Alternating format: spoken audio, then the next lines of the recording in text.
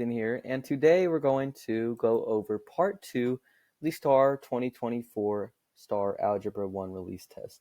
We're doing this so we can prepare y'all, so I can prepare y'all and prepare myself for the 2025 STAAR test coming up Thursday for me. I'm going to put my camera off, but let's just start because, and I'm really ready to teach y'all. So, first question, which statement is true about y is equal to 16 times 0.5 to the power of x? So first we need to understand or realize what type of line this is, right? Or what type of equation this is. This is called an exponential equation, right? A, that's your B. Now, please tell me y'all can see that's an A. My handwriting sucks. That's your A and your B. If you remember in our last video, we said that A is equal to y. And your y is your starting amount, and b is your rate of change, right? That's why it has the x. So enough of that. Let me visualize and show y'all this. So the y-intercept is 0, 16. It is because it literally says y is equal to 16, but we can also prove this on our graph, on Desmos. So if you don't trust yourself or you just want to make sure, just type in the equation as shown into Desmos. And then 0, 16. So that is true, so that can't be our answer because it's asking which answer is not true. The graph is decreasing for all values of x. So something you need to know about exponential functions is that when you have an exponential function, you need to always realize one thing. If y, or your x, is greater than 1, is going to increase. So it's going to be like this. But if your x is less than 1, you see the line down here, is going to decrease. So let's show this on the graph. So let's just type in y is equal to 16, 1.01 or 11.01, that's fine, to the power of x. This is greater than 1, so it's increasing. But 0.5 is less than 1, so it is decreasing for values of x. So therefore, this is true, so this can't be the answer. The x-intercept is 0.5, 0. So all you got to do is type in 0.5, 0. I don't know why I said O. Is it touching that line? Is it going through it? No. So therefore, this is not true. This is not an x-intercept. Or this is not true, so this is going to be our answer, sorry. Let's just check our last answer. The horizontal asymptote is y is equal to 0. You can check this. This is the asymptote, see? See, this is where it just keeps going with the line. They touch each other, right? Or it gets really close to touching. So you can tell, just go down your red line. See, look, they get really close, but the x's actually never touch. They get very close to touching, but they never do. So therefore, C is your answer because that's the only one that's not true. D is true. So I hope you understood that. Very simple so far. Let's go with 212. So we have a solution set. What is the solution set? Y is greater than or equal to 1 over 2x minus 2. So what do you have to realize about this is you need to know two things. What is your rate of change? What is your initial value? And what is greater than or equal to? Well, today we're going to go over that today. So we have to represent this inequality right here. Y is greater than or equal to 1 over 2x minus 2. So what do you start with? You always start with your minus 2, your negative 2. What is your negative 2 and y is equal to mx plus b? That is your initial value. So what you need to do is you always need to start with negative 2. Now for your x, you need to know what is it doing? It's going up 1 over 2, right? So you have to write down the line. Up 1 over 2. So far that is right. And now we need to know the solution set, greater than or equal to. So if we have a line that is equal to, we always have to realize what type of line is it? Is it a dashed line like this, or is it a solid line? Well, if it has an equal sign, think of equal, right? It's a solid equal sign. So therefore, it's going to be a solid line. And if it is, okay, so greater than or equal to. So we have to do all the numbers greater than negative 2. Is -3 greater than -2? No, it is less than. How about -1, 0, 1, 2, 3, 4? Those are all greater than -2. So your solution set is up here. Pretty simple so far. Okay. 2 customers purchase coffee and donuts at a coffee shop. Each cup of coffee costs the same amount, and each donut costs the same amount. The first customer paid $4.9 for 1 cup of coffee and 2 donuts. The second customer paid $8.6 for 2 cups of coffee and 3 donuts. What's the cost of 1 cup of coffee? So right here, you're looking for 1 cup of coffee. You don't really need your donuts, but you still need to solve for donuts. So there's a really easy way to do this. It's called slide x divide y. It might not look like it. So what is your total value? 4.9. So your total value always goes at the ends. Let me just write this for y'all. And with like a, I guess like a pen. Okay. If it works. I don't know why this isn't working. Let me restart. Sorry, guys. So. It's freezing. Sorry. Okay, so I'm using Sketchpad. Okay, so let's just wait for this to load. So we have to look for the cost of 1 cup of coffee, right? So if we're looking for the cost of 1 cup of coffee, we have to slide x divide y. So therefore you have to do 1x plus 2y is equal to 4.9. And then you have to do 2x plus 3y is equal to 8.6. And this is in standard form. So what you want to do is you want to slide x divide y. So now that this is loading, I can probably write it out for y'all. Let's try it. So you have, oh.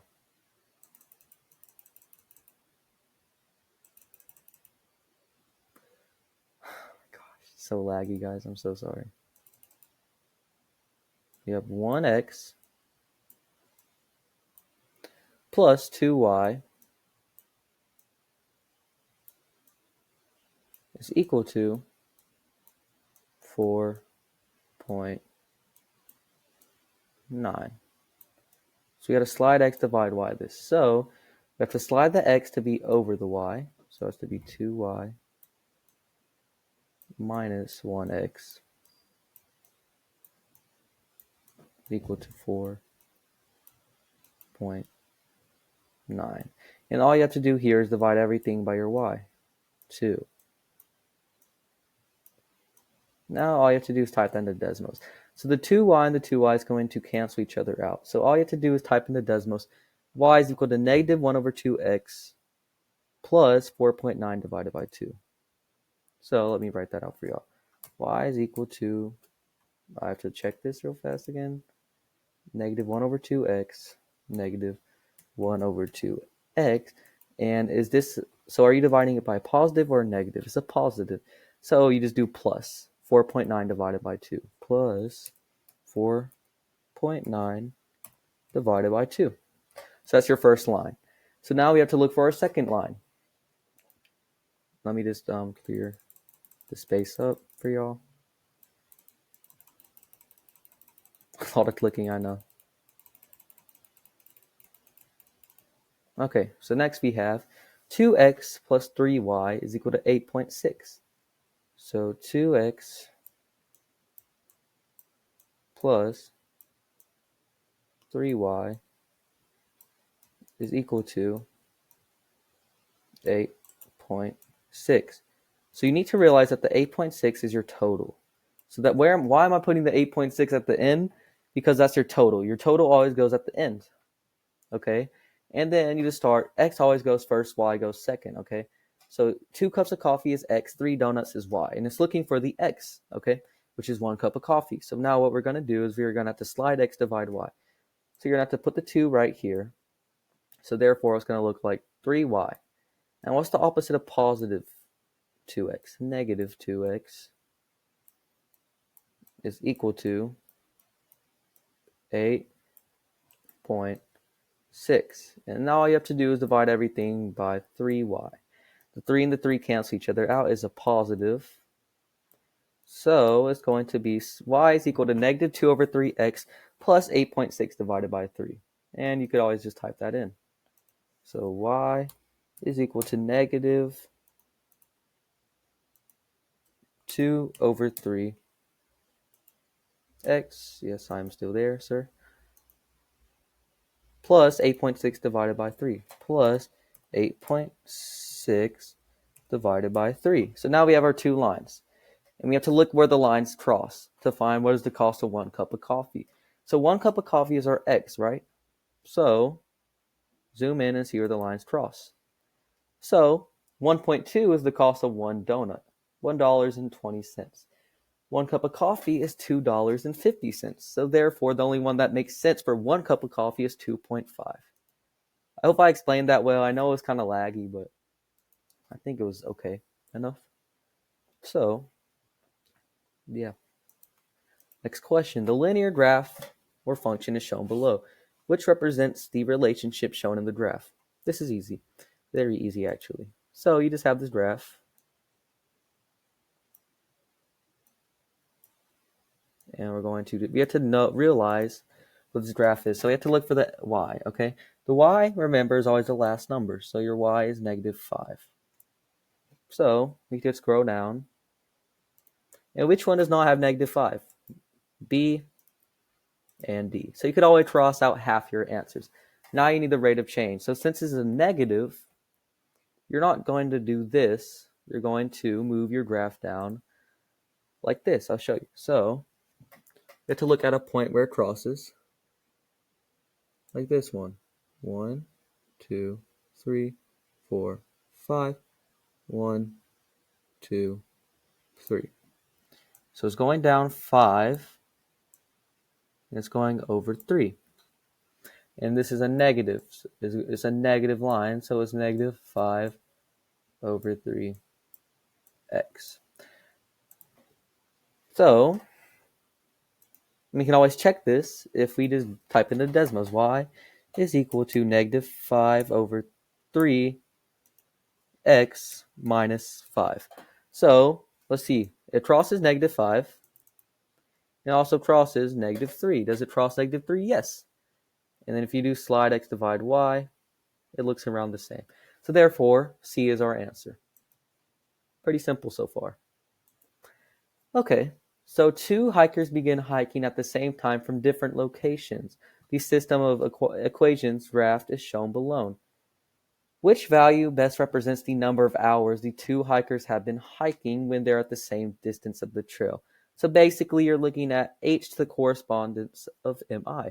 So the answer choice is telling you what you're looking for. You're looking at for your time. So you're looking for time, h. So what you want to do is you want to see when your h, you want to see when your two lines meet up. So let's get our graph and see where they meet up. So first, you might want to start with the miles. So you could kind of see that they meet up around right between 4.5 and 5 on your y. All you got to do is just bring this down. It looks like they meet around 1.2, give or take. So 1.3 miles or 1.3 hours is your answer. And you can always check 1.3, 4.5. There's your answer. Look how simple that is.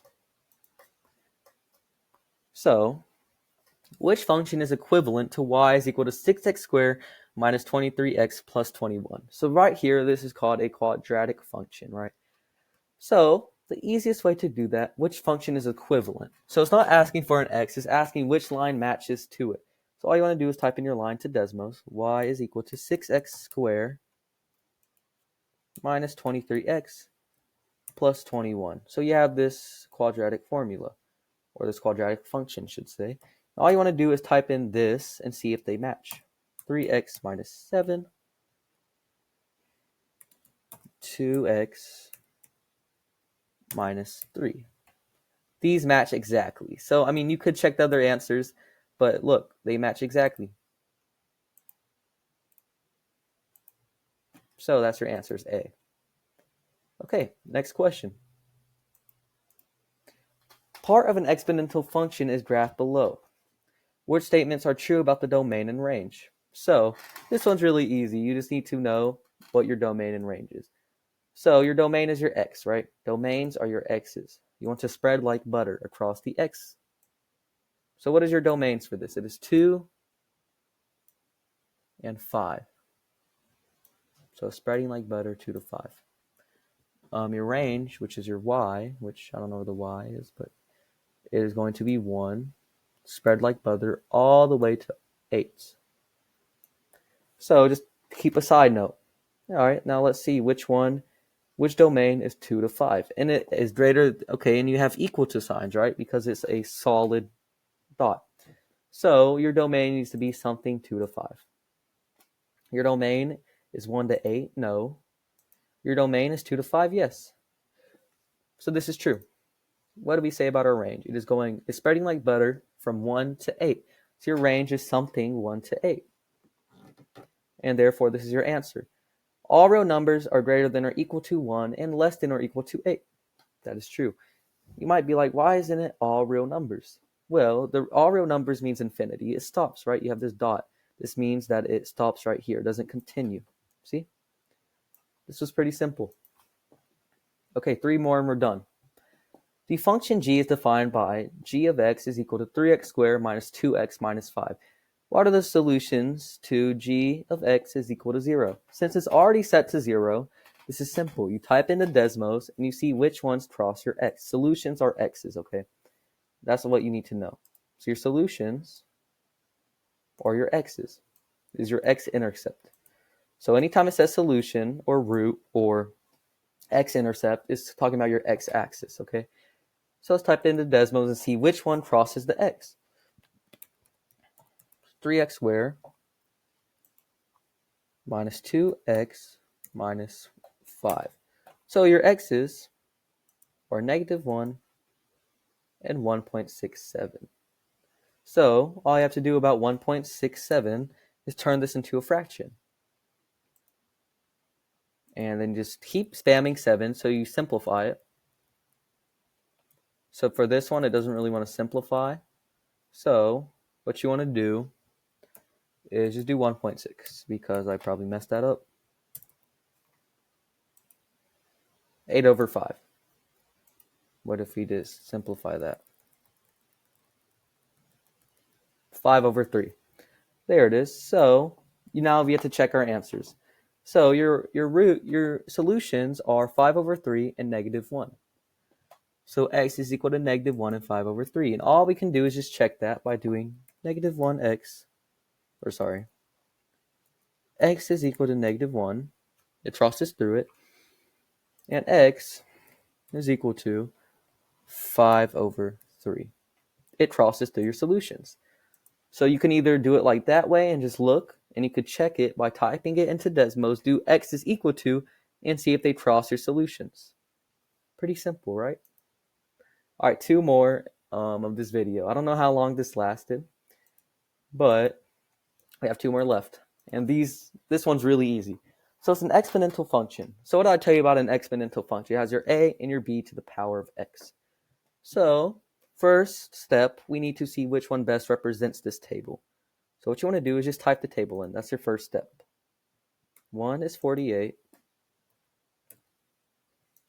2, 3, 4, 72, 108, 72, 108. And lastly, 162. Now all you want to do is, how do you see the graph if it's in a table?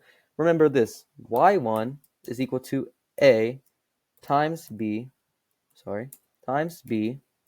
to the power of x1. And it gives you your answer. And if you zoom out, you can see it. So your starting value is always your a. So your starting value is 32. So 48 is wrong on both of them, because your starting value is always 0. 0 is equal to 32. That's what you need to realize. And how do you check that? Well, look at your y. 0 is equal to 32. 0, 32. Now 1.5, just turn that into a fraction. 3 over 2. And check that. All you have to do is check that by typing the equation into Desmos and see if it matches. 32 3 over 2 to the power of x. Oops, guys, I typed that in wrong. They match exactly. Look. So therefore, C is your answer. One last one, and we are 40% done with this test. So this one is called causation versus association. So causation means it's causing something. So in reading, what does it mean to cause something? A cause and event sequence, okay?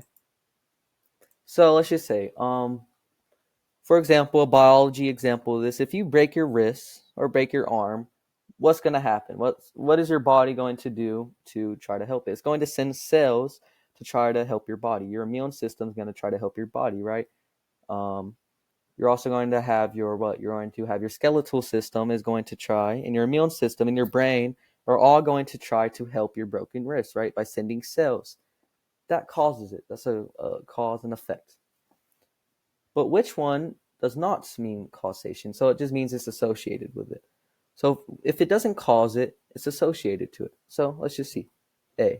When the number of spectators at a game increases, the number of wins for the team increases. This is not really true because you might have 1 million people at a stadium, but the team could still be trash, right? Think of the Dallas Cowboys, okay? So that is an example of association. But let's go back to B, C, and D. When more gallons of water are put into an aquarium, the weight increases. So the more weight you add, the more the weight's going to increase. Duh. Water is weight. The amount of time an athlete runs increases. The distance she runs increases. Yes. So if you ever run, you have your watch. The more you run, the more miles you're going to get. So that is causing it. When the charge of the cell phone battery increases, the number of minutes the phone can be used increases. So when you have more phone battery, you can use it more. That is true. Because the more battery you have, the more you can use it. This is the only one that is associated. So yeah, it's associated with it, right? They're in the same place, but it doesn't necessarily cause it. Oh, guys, that's the day of today's video. Give me some feedback. If you watched this video, thank y'all for watching. If you need any more feedback or any more questions y'all need help with, just tell me and I'll help y'all. Part 3 will be released later. I don't know when, but we'll release it later. So have a good day, guys. Easter's tomorrow, so God bless. And thanks for watching the video. Bye-bye.